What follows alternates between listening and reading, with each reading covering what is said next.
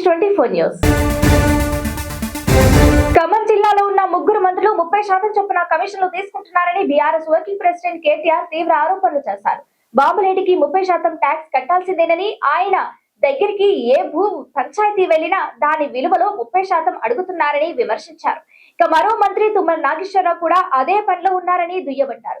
జిల్లాలో ముగ్గురు మోసగాళ్లు ఉన్నారని, వీరికి అసలైన నాయకుడు అలీబాబా వీరిపైన ఉన్నారని విమర్శించారు. ముగ్గురు మంత్రుల్లో ఏ ఒక్కరూ జిల్లాకు పనికొచ్చే పనులు చేయడం లేదని, కనీసం రైతులకు యూరియా బస్తా కూడా ఇవ్వడం లేదని దుయ్యబట్టారు. ఇటీవల జరిగిన పంచాయతీ ఎన్నికల్లో ఖమ్మం జిల్లాలో బీఆర్ఎస్ మద్దతు గెలిచిన సర్పంచ్లు, ఉప సర్పంచ్ల వార్డు సభ్యులకు బీఆర్ఎస్ జిల్లా కార్యాలయంలో జరిగిన ఆత్మీయ సన్మాన కార్యక్రమంలో కేటీఆర్ మాట్లాడారు. రాష్ట్రంలో కాంగ్రెస్ ఓటమికి రంగం సిద్ధమైందనే విషయాన్ని గ్రామ పంచాయతీ ఎన్నికలు స్పష్టం చేశాయని చెప్పారు.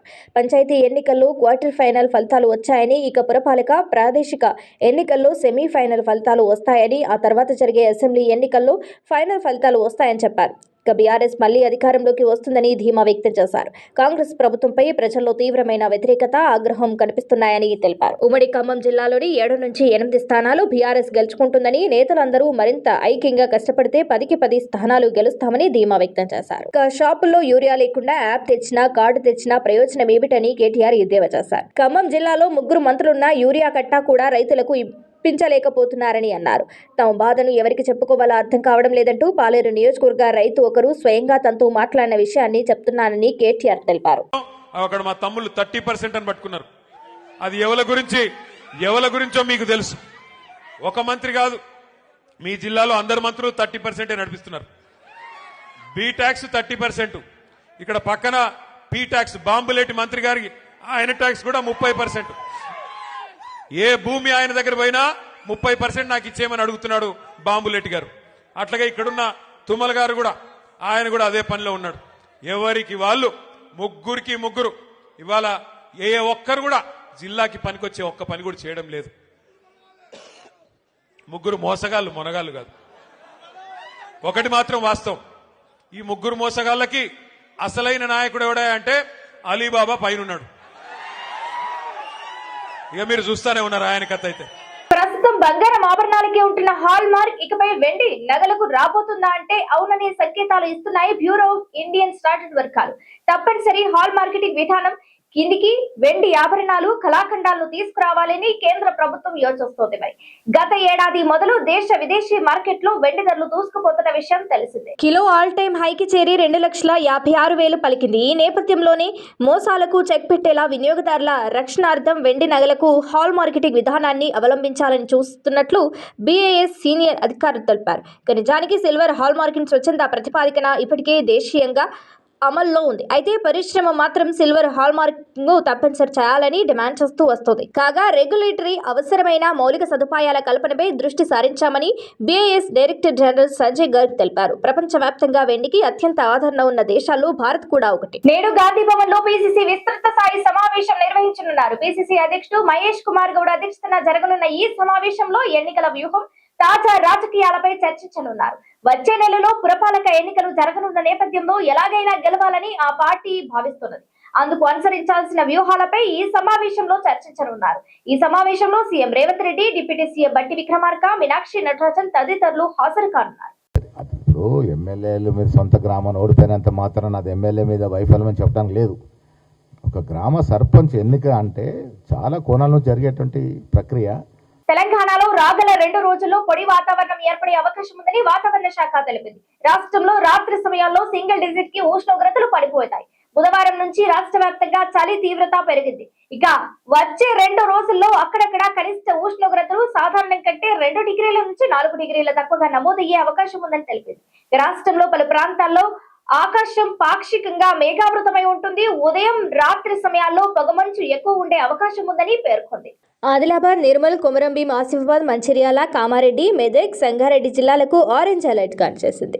కరీంనగర్, వరంగల్, జగిత్యాల, నిజామాబాద్, జయశంకర్, భూపాలపల్లి, హనుమకొండ, జనగాం, సిద్దిపేట, రంగారెడ్డి, హైదరాబాద్, నల్గొండ, మహబూబ్ నగర్, వికారాబాద్ జిల్లాలకు ఎల్లో అలర్ట్ జారీ చేసింది వాతావరణ శాఖ.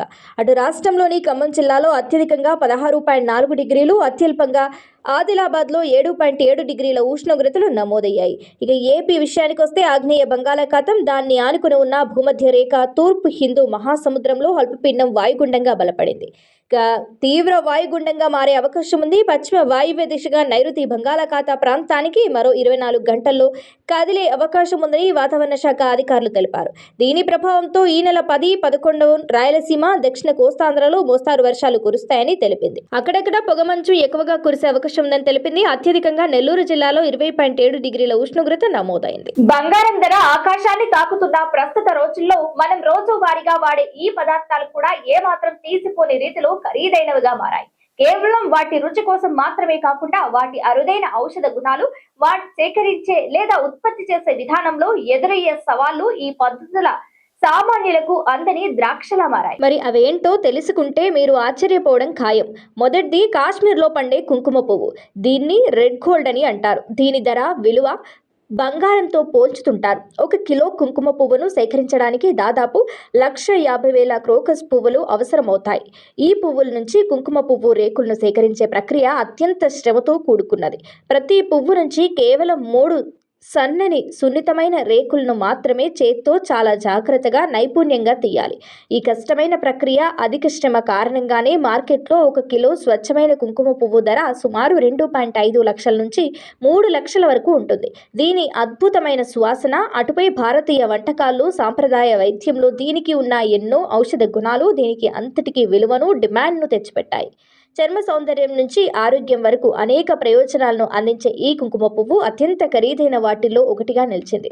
ఇక రెండవది హిమాలయ పర్వతాల్లో దొరికే గుచ్చి పుట్టగొడుగులు.